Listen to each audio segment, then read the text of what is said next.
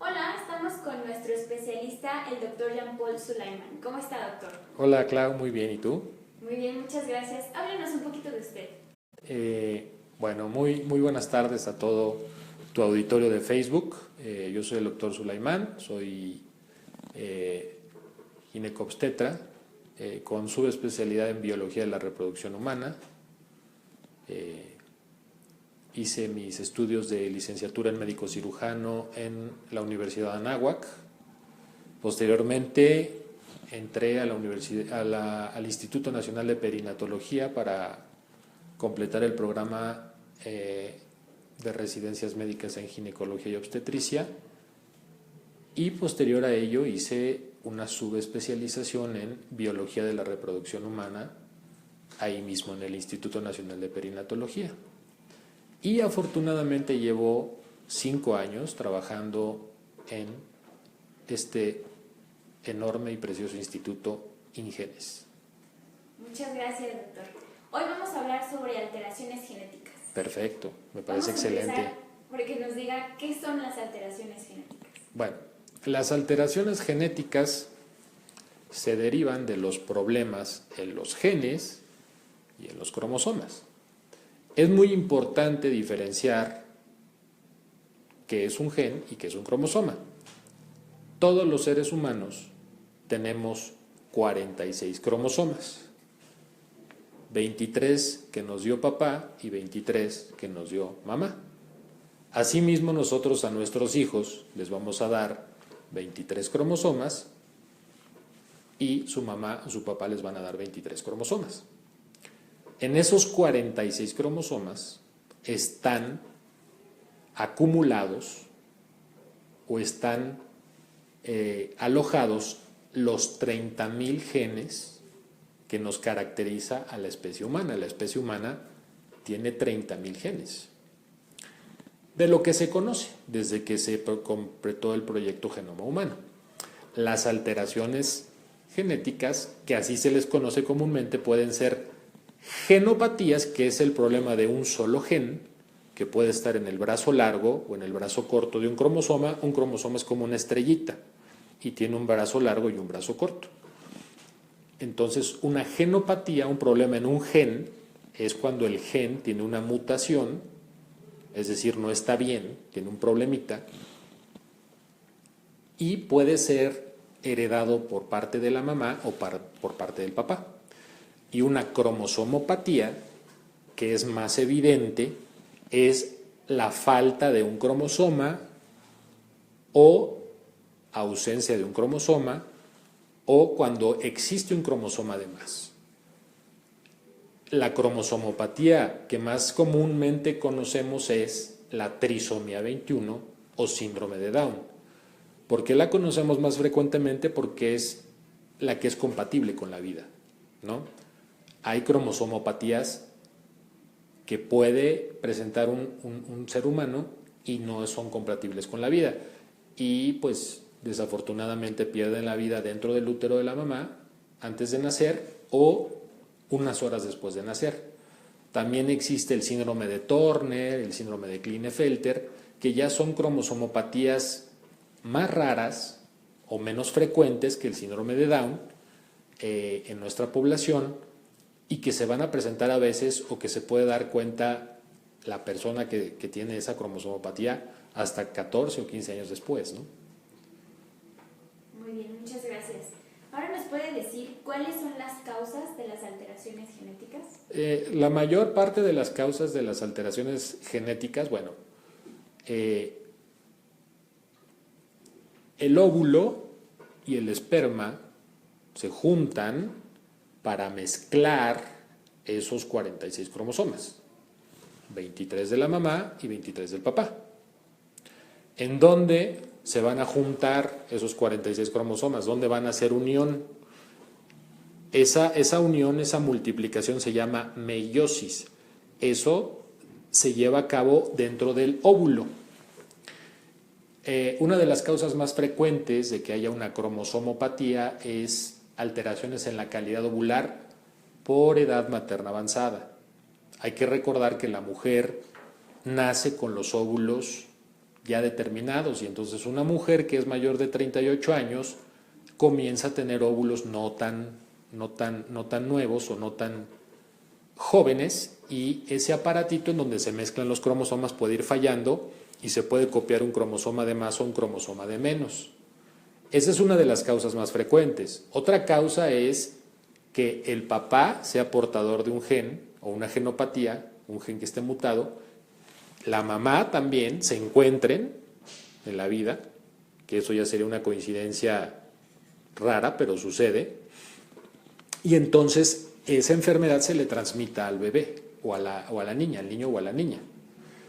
Ese es otra de las causas. Otra de las causas pudiera llegar a ser alteraciones en los espermatozoides, pero volvemos a lo mismo.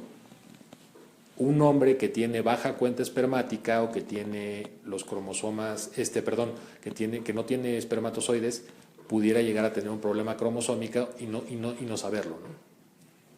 Pero las causas, al final del día, la mayoría de las veces les llamamos de novo. ¿A qué me refiero de novo? Es muy importante entender esto. La mayoría de las veces no significa que la persona la tenga y siempre se la vaya a pasar a su descendencia. Por alguna mala comunicación en el aparatito que está dentro del óvulo que mezcla los cromosomas, falla y se copia uno de más, uno de menos, o se cambian de lugar. Muy bien. ¿De acuerdo? De acuerdo. ¿En qué casos se puede presentar una alteración genética? Bueno, de las causas más frecuentes, que mencioné algunas en la pregunta que me hiciste anteriormente, la más frecuente es edad materna avanzada, ¿no? Esa es la más frecuente.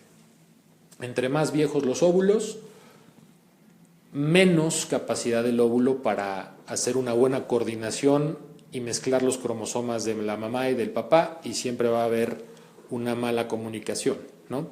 Lo que puede llevar a un aborto de repetición, un aborto espontáneo o un bebé con una cromosomopatía, que la más frecuente es el síndrome de Down. Otra es que la mamá sea portadora de la genopatía y se encuentre con el papá y se la hereden al bebé, al hijo. La otra es muy interesante, se llama herencia ligada al sexo. ¿Por qué herencia ligada al sexo? Porque casi siempre la padece la mamá, es portadora la mamá no la expresa y se la pasa al hijo varón. Una enfermedad muy común es la hemofilia. La mamá es la que es portadora y se la pasa al niño. Otra causa pudiera ser alteraciones en el conteo espermático, baja cuenta, baja movilidad, baja morfología.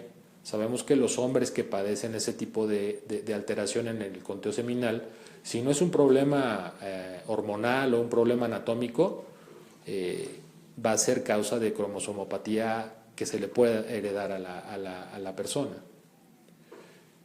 Básicamente esas son las más comunes, ¿no? Hay muchas, pero esas son las más comunes. Muy bien. ¿Y qué opciones hay cuando, por ejemplo, la mamá se lo puede pasar al hijo? Claro. ¿Qué opciones tenemos aquí en el instituto? Bueno, afortunadamente hemos avanzado muchísimo. Para que una persona sepa si tiene algún problema de cromosomopatía, lo más sencillo es hacerse un cariotipo. El cariotipo se toma en sangre, es una toma de sangre de la vena, y se lleva a un laboratorio de genética, lo hacemos aquí en el instituto y se sabe cuántos, si los cromosomas están bien o están mal, si hay uno de más, uno de menos, etcétera, ¿no? Si hay un bracito en un cromosoma que no corresponde, eso se llamaría translocación. Si le falta un bracito, eso se llamaría deleción. Esa es la prueba diagnóstica más frecuente, ¿no?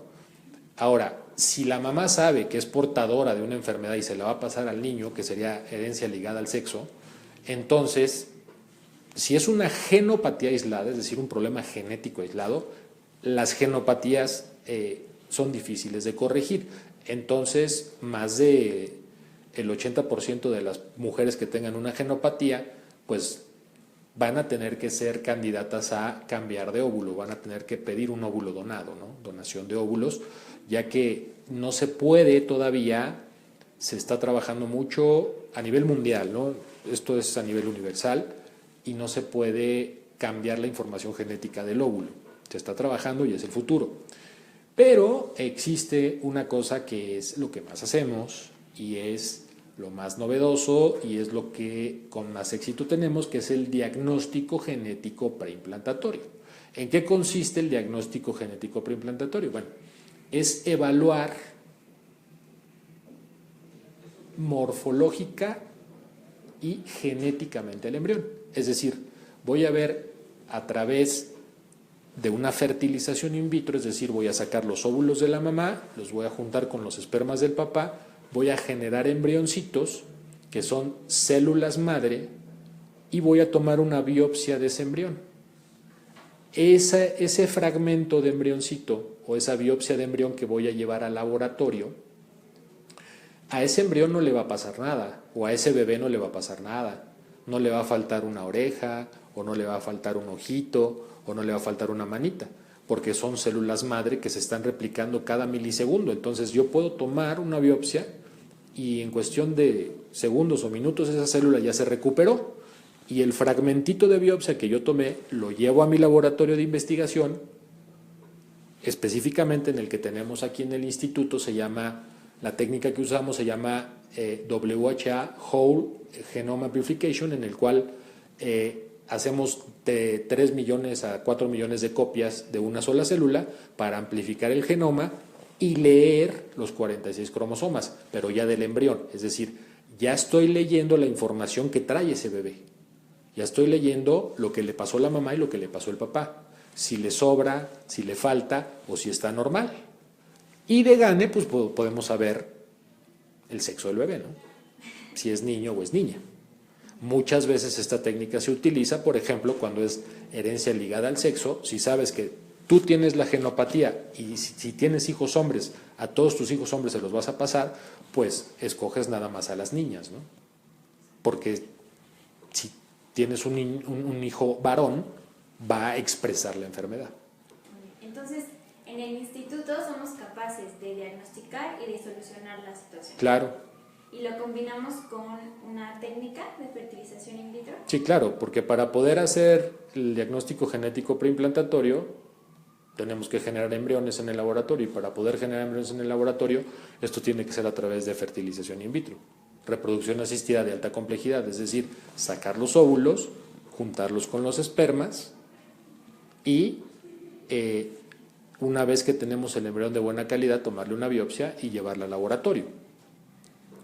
¿Cuándo está indicado esto? Mujeres con edad avanzada, más de 38 años o más de 40 años, que pues tienen miedo o tienen alto riesgo de tener un bebé con síndrome de Down. Mujeres que ya saben que tienen una cromosomopatía y se la pueden transmitir a su bebé, a su hijo. Herencia ligada al sexo, por lo mismo.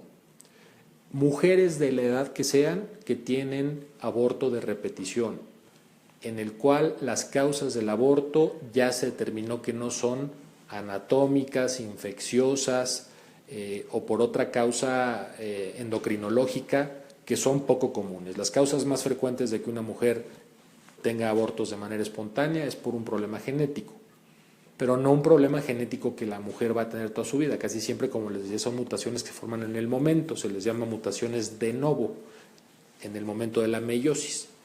Entonces, ¿qué es lo que hacemos con esta técnica? Pues una mujer joven que se embaraza y aborta, se embaraza y aborta, se embaraza y aborta, lo ideal es darle un método anticonceptivo para que ya no siga pasando esto, hacer una fertilización in vitro para generar embriones, estudiarlos a través de la técnica que acabo de comentar y colocar los embriones sanos, es decir, que tengan 46 cromosomas, ya sea niño o niña.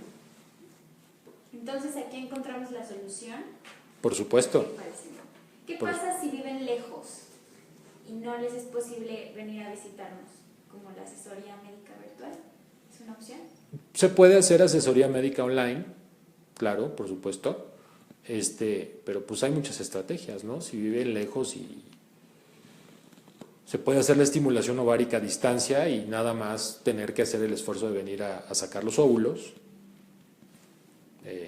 para que se puedan juntar los gametos aquí en el laboratorio. Y ya que se tenga el resultado, que venga la paciente a hacer la transferencia de embriones, ¿no? Ok.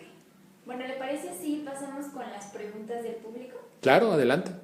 Claudio nos pregunta si el programa Eliyender puede ir incluido en una FIF con ovodonación. Sí, claro. Pero el programa Eliyender es muy importante aquí mencionar una cosa. El diagnóstico genético preimplantatorio o PGD o PGS, que es lo que hacemos aquí, incluye todos los cromosomas, desde el cromosoma 1 hasta el cromosoma 23. El Eliyender solo nos va a dar el par sexual, es para selección de sexo. Pero sí puede ir incluido. Claro, por supuesto. Renata pregunta que tiene 6 años de casada y no ha podido embarazarse. Es irregular y teniendo endometriosis. ¿Podemos ayudarla? Claro, por supuesto. Hay que agendar un programa médico diagnóstico para checar sus ovarios, para checar su matriz, ver si adicionalmente hay que hacer estudios endocrinológicos y también que venga con su esposo para hacer un seminograma, porque hay que recordar que siempre es 40% factor femenino, 40% masculino y 20% mixto, entonces hay que checarlos a los dos siempre. Muy bien, muchas gracias. Lucero pregunta, ¿cuál sería la única opción en la que un hombre no puede ser padre? ¿Cuál sería la única opción en la cual uno, bueno, el padecimiento, el término se llama azospermia azospermia secretora. Azospermia, que es ausencia de espermatozoides en el eyaculado.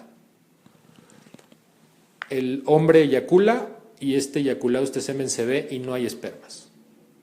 Puede ser obstructiva, hay algo que está impidiendo que los espermas salgan. Es porque hay algo que está bloqueando que salgan.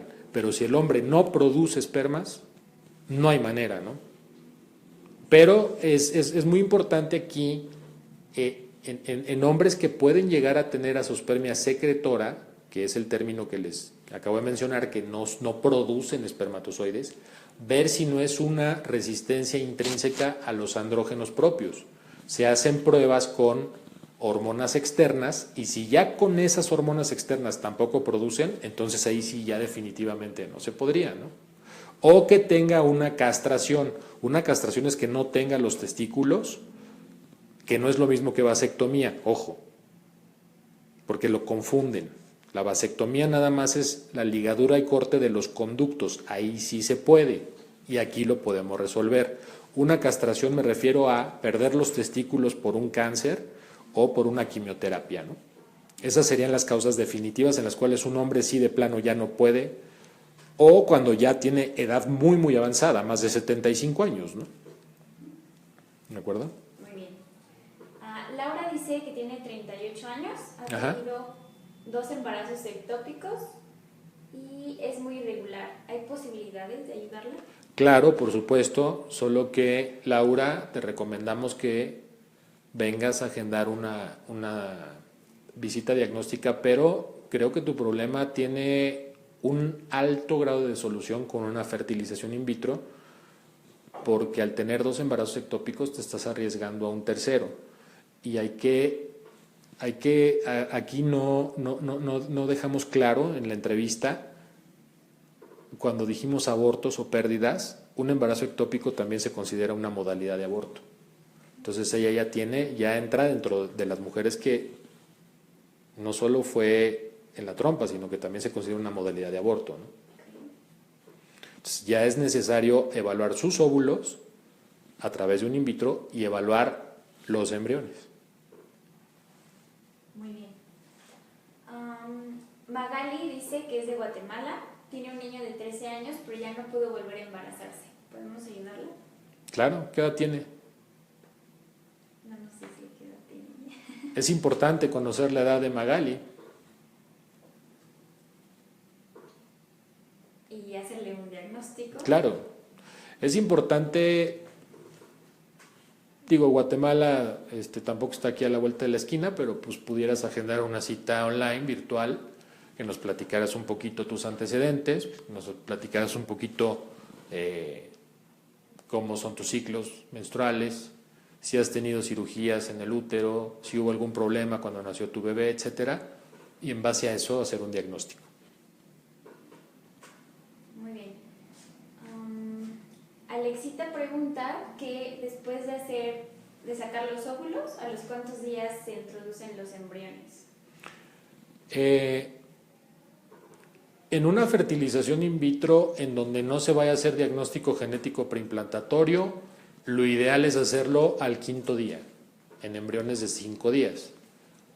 Pero evidentemente esto se va evaluando cada 24 horas. ¿Por qué? Porque el desarrollo embrionario pues, se lleva a cabo en nuestro laboratorio y nosotros tenemos diferentes criterios para saber si los colocamos en el 3.er día o en el 5.º día. Se pueden poner en el 3.er día y pueden dar éxito, al igual que si se ponen en el 5.º día. No hay una regla, ¿no? No hay una regla, lo ideal es ponerlos en el 5.º día, pero si los embriones no se ponen después de 5 días, ya se pierden. Entonces, máximo después de 5 o 6 días es cuando se ponen, ¿no? Si se hace el diagnóstico genético preimplantatorio, que es hacerle la biopsia al embrión, entonces ahí tendríamos que congelar los embriones para esperar el resultado y ponerlos después de la extracción de óvulos, más o menos como 3 semanas o un mes después. Okay. Bueno, para cerrar esta transmisión vamos a hacer preguntas sobre el tema, alteraciones genéticas. Claro. Nos preguntan que han tenido ya varios abortos y han recurrido a una fecundación in vitro en una clínica, Ajá. pero no ha tenido éxito. ¿Cómo podemos ayudarla aquí? Hay que hacer una fertilización in vitro, definitivo, pero hay que hacer diagnóstico genético preimplantatorio. No sé si eso se llevó a cabo en el tratamiento de fertilización in vitro que le hicieron, porque es una indicación absoluta al tener más de 2 abortos o 3 abortos, hacer diagnóstico genético preimplantatorio, estudiar los embriones. Exacto. Muy bien. Luego nos preguntan que si podemos ayudarlos con problemas que no sean cromosómicos, con alteraciones que no se deban a la cantidad de cromosomas. Bueno, si es una alteración genética, una genopatía aislada, la única manera en la cual los pudiéramos ayudar es sabiendo cuál es el gen que está mutado. Pero por supuesto que sí, nosotros tenemos también a nuestro genetista, tenemos el departamento de genética y una vez que se detecte cuál es la genopatía, se pudiera resolver el problema, pero como te lo mencioné al principio, ¿no? La mayoría de las veces las genopatías van a tener, si es una genopatía que se herede a un sexo, o sea, que se herede a la niña, pues tendrá que ser con selección de sexo y PGD. Pero si es una genopatía aislada y no se conoce, pues tendrá que ser a través de otros medios, ¿no? Muy bien. Ernest nos pregunta, si tengo antecedentes de cáncer testicular, ¿tengo riesgo de alguna alteración genética? No por el cáncer, no, por supuesto que no. O sea, probablemente, Ernest, si te dieron quimioterapia, radioterapia o te quitaron algún testículo, puede ser que haya problemas en tu conteo, en el conteo espermático, pero eso no va a alterar tu genética. O sea, tu genética no se va a alterar por ese tipo de cosas, ¿no? Jorge dice que tuvieron un hijo con fibrosis quística. Ajá. Y gracias a un DGI podrían evitar la posibilidad. ¿A un DGP? Sí, claro. Pero hay que también hacer el estudio del gen de la fibrosis quística. Eso es un poco más complicado, hay que analizar bien su caso médico. Sí, claro, pero eso se puede hacer aquí también. Perfecto. Pues muchas gracias por su tiempo. No, gracias a ti. Y nos vemos la próxima. Claro que sí, por supuesto.